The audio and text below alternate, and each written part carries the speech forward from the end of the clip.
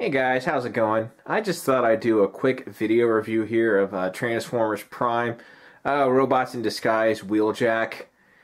And you're probably thinking to yourself, why in the heck does he have swords sticking out like that? Never seen that on the show. Well, that is one of the features of his robot mode. It looks, to me, actually kind of silly having his swords mounted like that. I just wanted to show you because it's, you know, an option for the figure if you like that. So I'll go ahead and just take his swords off.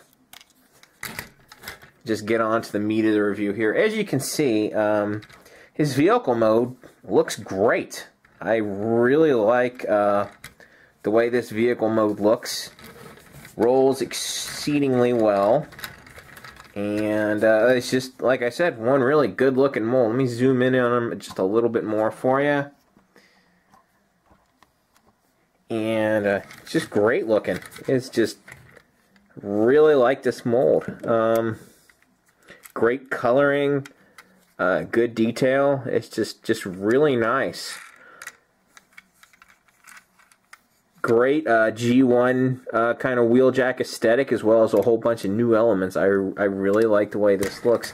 Anyway, I'm going to go ahead and grab his buddy Bulkhead. That way you can see how he scales with him. And I think, honestly, the scale, really good between these two guys. I mean, that is just about perfect as far as real world how they would be together. So that's an awesome touch. Anyway, there's not a whole lot more to say about his vehicle mode. I'll be back in a flash to go over his robot mode with you. Alright guys, here I've got Wheeljack transformed and into his robot mode. And honestly, I think he looks great in robot mode. The only thing that's a little bit different about Wheeljack, of course, is his personality that they've kind of given him on Transformers Prime. He's much more of a badass warrior than crazy mad scientist like he was in G1, so they kind of totally changed his whole demeanor. But I'm not going to let that affect the toy review, because you know what, I think this looks, this is a great looking toy. It's a great looking homage to G1 Wheeljack, again with some new elements thrown in, just like in vehicle mode. Just really nice looking toy. And I don't have a whole lot of complaints about him. I do have a few, though. Actually, no, I really just have one. And this is not really directed at this toy only. Really, any Transformer that uses thin plastic parts, anywhere that's near the transformation, that can have some serious consequences. If you ever watched my Masterpiece Thundercracker and Starscream video, you'll see why. Anyway, I'm going to go ahead and show. I don't know if I can actually get this on the camera. I don't know if you can see this or not, but there's actually a stress mark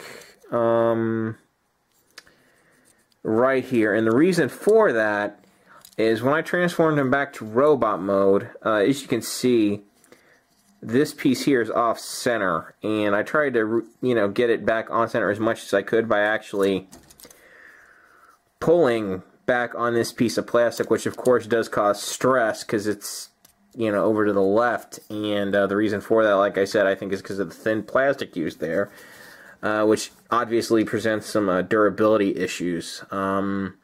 Just something to be aware of. Be careful with this toy. I've only transformed him a few times, so just something to be aware of. And even if it does break, it's not a huge, it's gonna be unfortunate because it's gonna affect the aesthetic of the toy, but it's not a critical failure. It's not like his leg will, be unusable or anything like that. It'll just look aesthetically a little bit different. It's just a minor disappointment and just an issue kind of with Transformers in general, but just something I thought I'd point out. Anyway, he obviously utilizes his two swords in this mode as well. You can put them both in his hands, or if you want, you can actually kind of store it there on his back, which there's a little slot right there where you can slide him down. That looks pretty cool. So I'll just go ahead and take his other sword and pop it in his hand. That way you can see what he looks like holding both swords. He looks pretty cool, actually.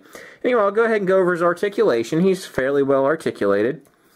He's got some side to side on the foot at the bottom, forward and back a little bit. Bends at the knee. Doesn't rotate at the knee. It's got forward, back, in a little bit, out. And he, of course, rotates there at the top of the leg. Doesn't have any waist rotation. His head rotates. Can look down and up. His shoulder, 360 around. That piece can move because it's part of his transformation. Of course, bends up there above the bicep. Really, well, more like a bend at the shoulder, I guess. Bends at the elbow. Doesn't rotate at the elbow, but he's got rotation on his arm, so it's not as much of a hindrance as you would think. He's got wrist rotation, and that's pretty much it. You can very easily get him into some pretty cool poses. This is not all that tough. And I'll go ahead and put his buddy Bulkhead next to him. That way you can kind of see how well he scales with the rest of the line. And I think that looks really cool. He scales really well with Bulkhead. He's a great size. Just honestly, overall, a great figure. I really like him a lot. I'd recommend picking him up if you can find him.